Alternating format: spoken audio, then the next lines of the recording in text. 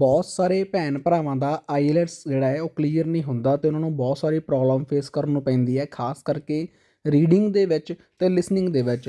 Writing ਅਤੇ speaking ਤਾਂ ਉਹ ਔਖੇ ਸੌਖੇ ਕਰ ਹੀ ਲੈਂਦੇ ਆ, ਪਰ ਜੇਕਰ ਆਪਾਂ ਗੱਲ ਕਰਦੇ ਹਾਂ ਰੀਡਿੰਗ ਦੀ ਅਤੇ ਲਿਸਨਿੰਗ ਦੀ, ਤੁਸੀਂ ਸਕਰੀਨ ਦੇ ਉੱਪਰ ਰਿਜ਼ਲਟ ਦੇਖ ਸਕਦੇ ਹੋ ਸਟੂਡੈਂਟ ਦਾ। ਲੈਫਟ ਐਂਡ ਰਾਈਟ ਤੁਸੀਂ ਸਾਡਾ ਇੰਸਟਾਗ੍ਰਾਮ ਪੇਜ ਵੀ ਦੇਖ ਸਕਦੇ ਹੋ, ਜਿਸ ਦੇ ਉੱਤੇ ਅਸੀਂ ਕੈਨੇਡਾ ਦੀ ਹਰ ਇੱਕ ਅਪਡੇਟ ਅਪਲੋਡ ਕਰਦੇ ਹਾਂ ਅਤੇ ਪਲੱਸ ਸਟੂਡੈਂਟ ਦਾ ਰਿਜ਼ਲਟ ਵੀ ਸ਼ੇਅਰ ਕਰਦੇ ਹਾਂ। ਜਿੰਨੇ ਵੀ ਸਟੂਡੈਂਟ ਸਾਡੇ ਕੋਲੋਂ ਪ੍ਰੈਡਿਕਸ਼ਨ ਅਤੇ ਉਸ ਦੀ PDF ਲੈਂਦੇ ਆ, ਜੇਕਰ ਕਿਸੇ ਵੀ ਸਟੂਡੈਂਟ ਨੂੰ ਲਿਸਨਿੰਗ, ਰੀਡਿੰਗ, ਰਾਈਟਿੰਗ ਅਤੇ ਸਪੀਕਿੰਗ ਦੇ ਵਿੱਚ ਪ੍ਰੋਬਲਮ ਆਉਂਦੀ ਹੈ, ਤੁਹਾਨੂੰ ਪ੍ਰੈਡਿਕਸ਼ਨ ਅਤੇ ਉਸ ਦੀ PDF ਚਾਹੀਦੀ ਹੈ, ਘਰੇ ਬੈਠ ਕੇ ਤੁਸੀਂ ਤਿਆਰੀ ਕਰ ਸਕਦੇ ਹੋ ਵਿਦਨ 15 to 20 ਡੇਜ਼। ਜੇਕਰ ਤੁਸੀਂ ਦਿਲੋਂ ਮਿਹਨਤ ਕਰੋ ਤਾਂ ਤੁਸੀਂ ਆਪਣਾ ਐਗਜ਼ਾਮ ਕਰੈਕ ਕਰਕੇ ਸੇਮ ਉਵੇਂ ਦਾ ਰਿਜ਼ਲਟ ਲੈ ਸਕਦੇ ਹੋ ਜਿਵੇਂ ਨਾ ਤੁਹਾਡਾ ਇੱਕ ਡਰੀਮ ਹੈ, ਜਿਵੇਂ 7.5, 8, 9 band.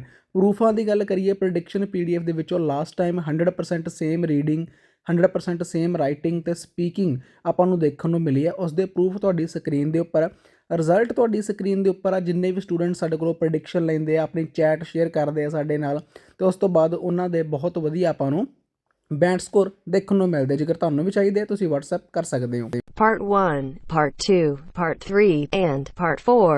Now look at Part 1. Part 1. You will hear two people discussing an extramural course.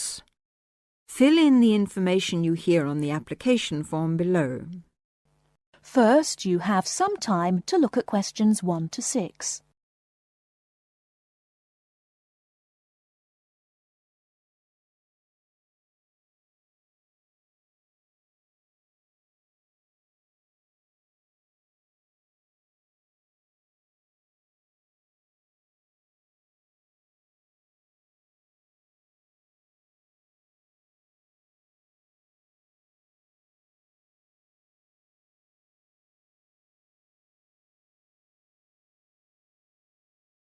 Now, here is the conversation. Hi, Jenny. What are you doing down here? Oh, hello, Steve. Well, I'm trying to fill in this form, but I'm having a bit of a struggle as I sprained my wrist playing tennis yesterday. Don't worry, I'll do it for you. Let's have your pen. Right, fire away.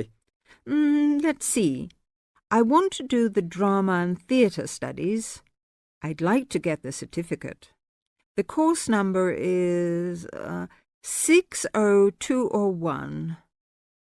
No, sorry, 202. It seems to be on Thursday at 7:30. Yes, well, we don't have to put all that down. Now, I suppose we can call you Miss? Don't be funny, and spell my name right. Well, if you'll have a name like Jenny McPherson, let's see, it's M-A-C. No, big M, small c, no A. Right, M-C-P-H-E-R-S-O-N. Yes, okay, and don't forget it's a capital P, McPherson. Now, what's your address? Well, I've just moved, so it's 6 Westway Avenue, Longford. Hang on, don't go so fast. 6 Westway Avenue where? Longford. What's next? Your phone number, daytime and evening. Well, I've only got one, as we can't have calls at school in the daytime, so put down the evening one. 605 4829. 4829, OK. And you're a teacher. How old are you? 29? Wish I were. No, 32. Before you hear the rest of the conversation, you have some time to look at questions 7 to 10.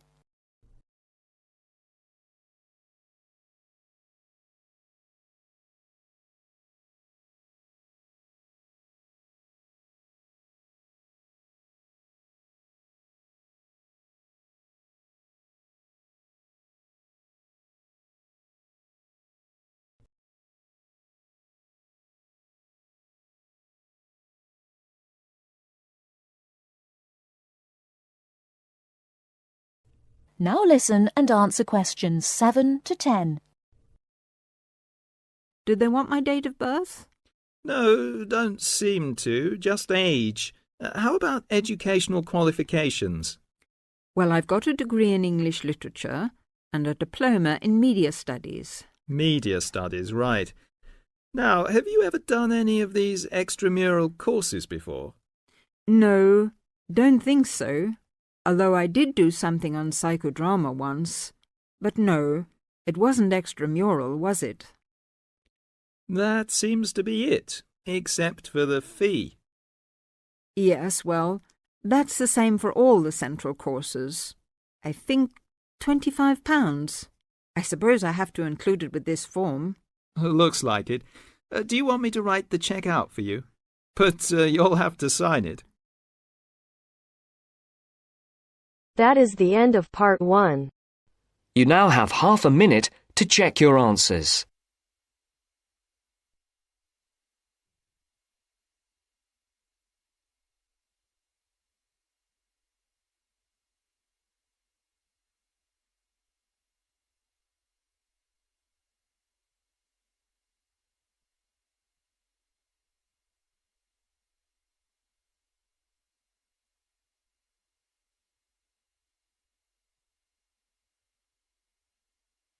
Now turns to part 2.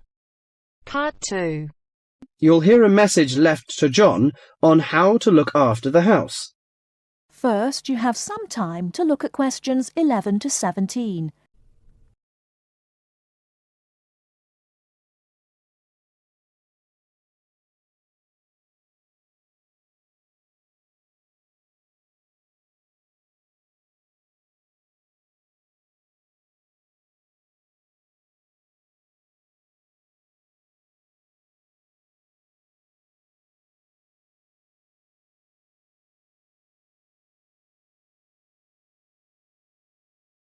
Now, listen carefully and answer questions 11 to 17. Hello, John. Welcome to the house. I'm really pleased that you can be here to look after my house while I'm away. Here are some things you need to know about the house. Important stuff like when the garbage is collected. In fact, let's start with the garbage, which is collected on Friday. Just write garbage on the calendar on the days they take it away. Put it out on Friday every week. That'll be Friday the 22nd, Friday the 29th, and Friday the 5th. It's a really good service. The trucks are quiet and the service is efficient. The bin would be put outside of the house empty. It's a good idea to put it away quickly. This street can be quite windy. I once watched my next-door neighbour chase her bin the whole length of the street. Every time she nearly caught up with it, it got away again. The waste paper will be collected this Tuesday. That's Tuesday the 19th. There's a plastic box full of paper in the front room. Please put it out on Tuesday. The truck will come during the day. If you don't mind collecting old newspapers and other paper and putting them in the box, I'll put it out when I come home. The paper people only come monthly. I have some things to give to charity in a box in the front room. Would you put it out on Monday the 25th, please? It's a box of old clothes and some bed linen which I've collected, plus a few other bits and pieces. The charity truck will come by during the day on the last Monday of the month. Like the paper people, it comes monthly. If you want to use the library, you'll find it on Darling Street. I've left my borrower's card near the telephone. It has a very good local reference section if you want to find out more about this city. The library is open from 9 a.m. to 5 p.m., Monday to Saturday. I'm sorry to say that we don't have a cleaner. Oh yes, filters. Would you please change the filters on the washing machine on the last week of the month, no matter which day? We find that the machine works much better if we change the filters regularly. The gas company reads the meter on the 30th, the last Saturday. I think that's all the information about our calendar of events.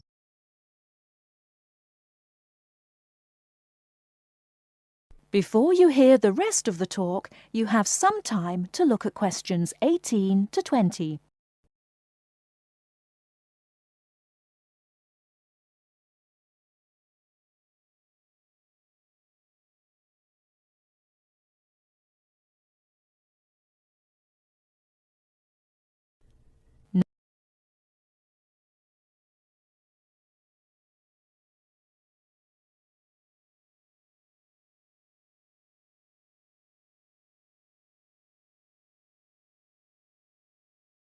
Now listen and answer questions 18 to 20.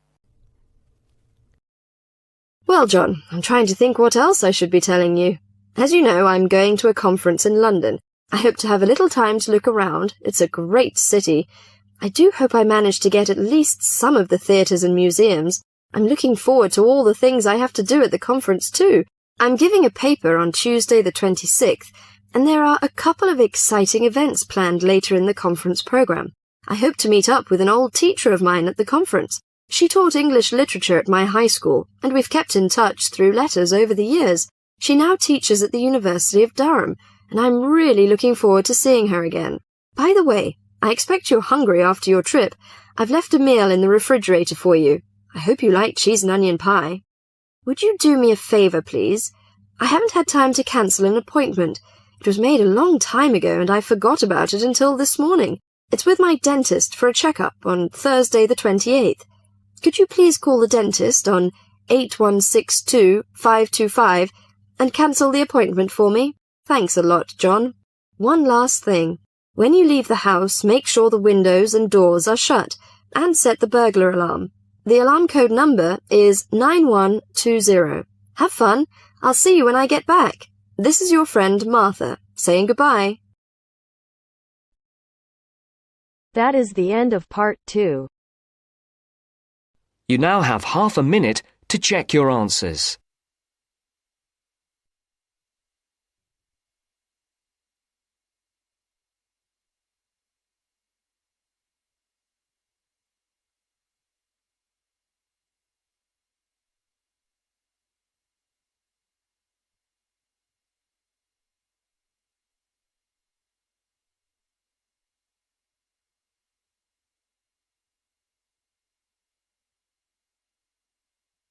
Now turns to part 3. Part 3. You'll hear a lecturer talking to a group of science students.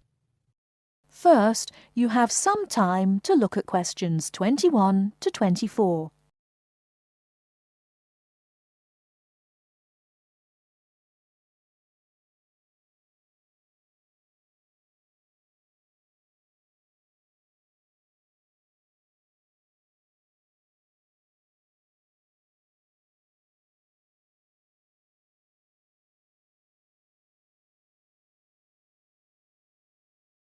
Now, listen carefully and answer questions 21 to 24. Good morning, ladies and gentlemen, and welcome to the science faculty. As you may know, my field of study is neurobiology, so you may be wondering what I have to say to those of you who are studying physics or chemistry or geology, even those of you who intend to become doctors. In fact, what I have to say is aimed especially at those who wish to enter the medical profession, though the main point applies to all of you. And what is my main point? Basically, it is that you shouldn't get stuck in too narrow a specialization. What I mean is, too often doctors and scientists become experts on one small aspect of their subject and neglect the rest. Perhaps you have heard the joke about a doctor being introduced to another doctor as an expert on the nose. "Oh, yes," said the other doctor. "Which nostril?" I know that more and more it is necessary to specialize, because when you finish your studies, you have to find a place in the job market. But I do believe that it is damaging both to you personally and to the profession. You may be surprised to know how many physicians in the past were men of wide culture. Many were interested in the humanities, from the arts to literature to philosophy. A surprising number of them, from Rabelais to William Carlos Williams, became poets, novelists, and playwrights. Men of science have written clearly and intelligently about society, psychology, and politics. This tradition is not dead. Today, such eminent scientists as Stephen Jay Gould, Jared Diamond, and Richard Dawkins are well known as popularizers of science while maintaining high standards. But more of them in a minute. I'm not saying that while you are studying anatomy, you should sign up for a course in English literature, but reading a few works of fiction in your own time will show you the human mind, just as your anatomy classes show you the human body. Science faculties and medical schools, it seems to me, now largely ignore this human dimension. Furthermore, the study of medicine, and psychology for that matter, is largely about what has gone wrong with the body and the mind. That is, it mostly deals with the abnormal.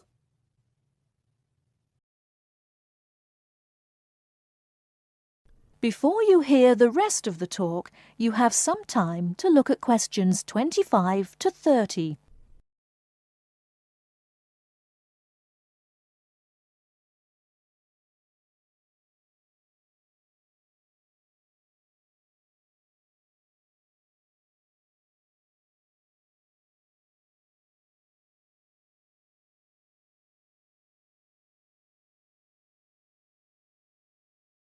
Now listen and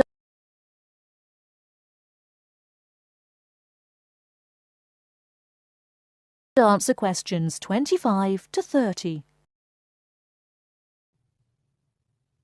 So, to try and correct this situation, if only in a small way, I have come up with some extra reading for you to do.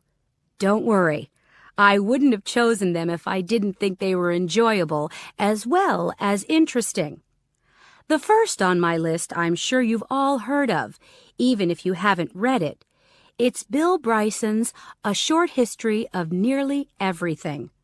Now, don't turn your noses up at it just because it's now officially a school book and is written to entertain as well as inform.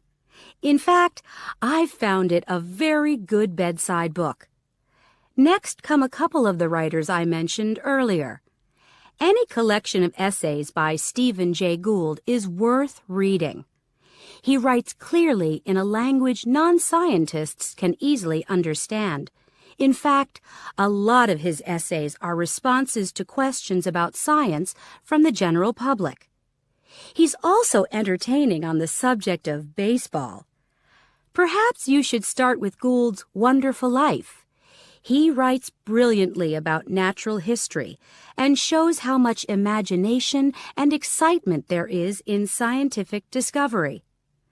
Then there's Jared Diamond's The Rise and Fall of the Third Chimpanzee, which shows us how close we are to the apes and forces us to look at some of the darker aspects of human nature. After reading it, you won't forget your animal ancestry. But don't let that put you off. It's very readable. You're probably saying to yourselves, just a minute, these are all science books. What about the fiction? I'll come to those in a later lecture. At the moment, I'm just trying to get you to read away from your chosen field of study. However, I will recommend one work of fiction now, though it might come as a bit of a surprise. If it does, it means you haven't read it. The book is The Water Babies by Charles Kingsley. I can see I have surprised you. Well, it is in fact the first fictional response to Charles Darwin's On the Origin of Species. Yes, it is a children's book, but full of surreal fantasy and wit. The fifth book on the list is a biography, The Emperor of Scent by Chandler Burr. To my mind, it's not particularly well written, but it is a fascinating story. It is about Luca Turin, a biophysicist who becomes an expert on perfume, and about how he missed getting the Nobel Prize. If any of you are thinking of a career in scientific research, this book might make you think again. It's a very tough dog-eat-dog business, which brings us to the book that inspired Kingsley's Water Babies, that classic of the genre, Charles Darwin's On the Origin of Species.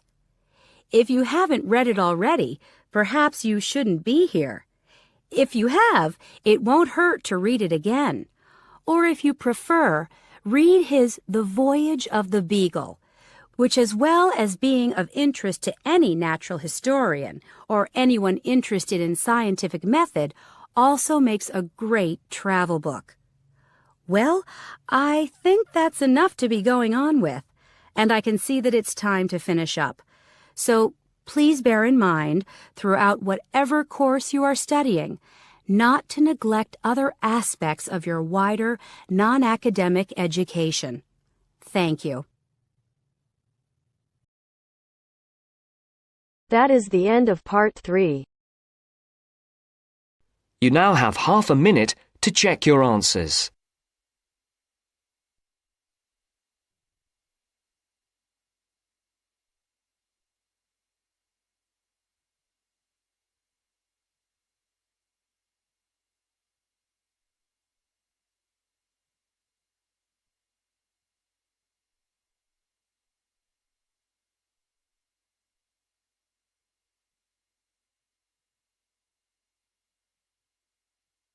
Now turns to part 4. Part 4. You will hear Rebecca Bramwell, an artist and illustrator, giving advice on how to get your first job or commission as an artist.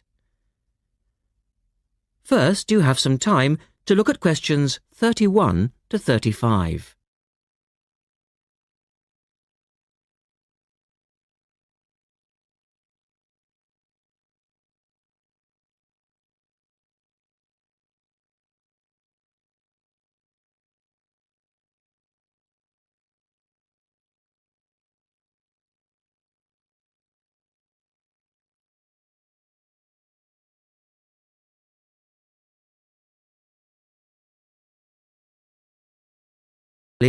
And answer questions 31 to 35.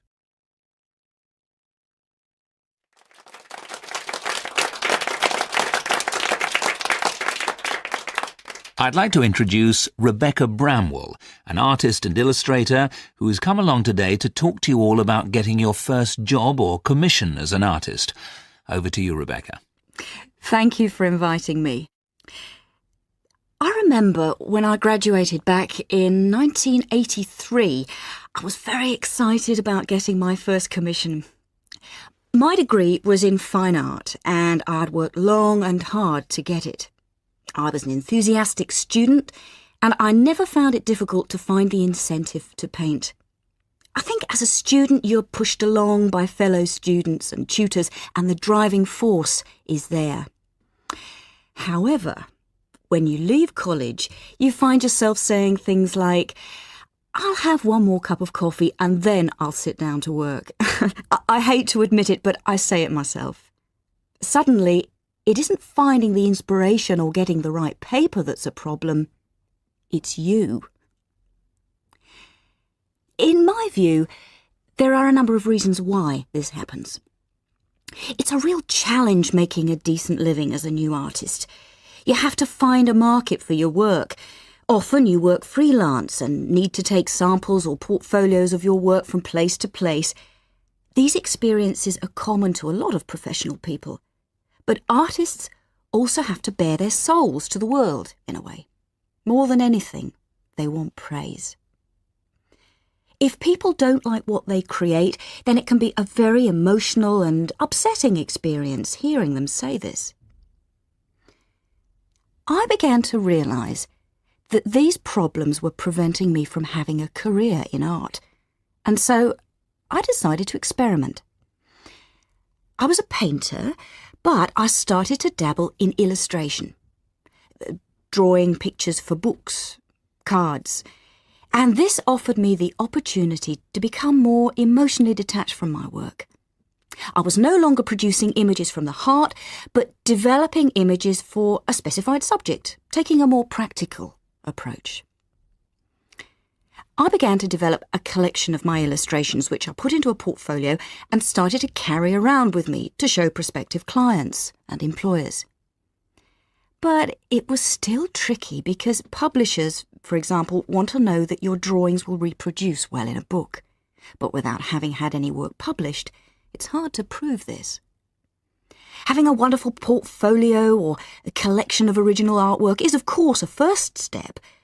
But what most potential clients would like to see is printed artwork, and without this evidence, they tend to hold back still when it comes to offering a contract.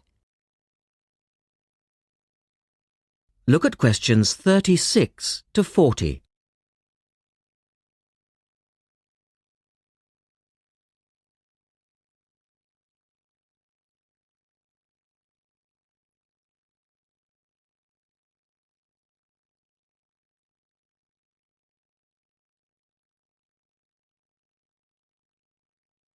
Now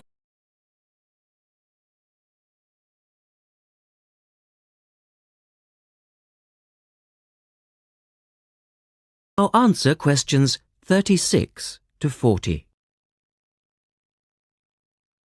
Well, I overcame this problem in two ways. And I suppose this is my advice to you on preparing your portfolio of your best work. The first way was by submitting my work for a competition.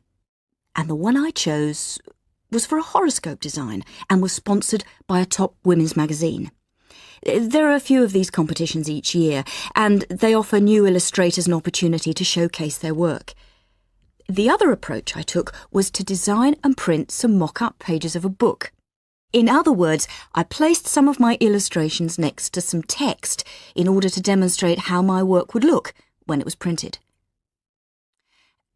Perhaps I was lucky in that I had taken a degree that provided me with all-round creative skills so that I could vary my style and wasn't limited to a certain technique. Now, I think that is important.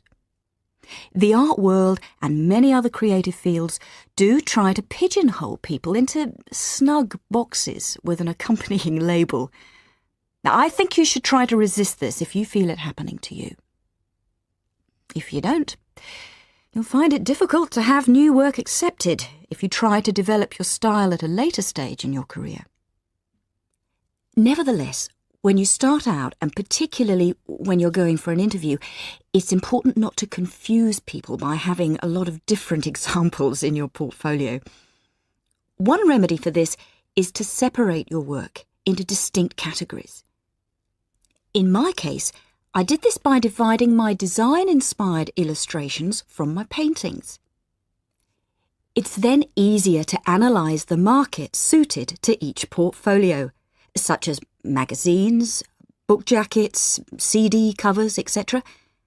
Working under two names is also useful, as it clarifies the different approaches and offers a distinction between them. I think it's been hard for artists to be recognised in anything other than the pigeonholes that they've been placed in. Luckily, these barriers are slowly being demolished. So I really do wish you all the very... That is the end of part 4. You now have half a minute to check your answers.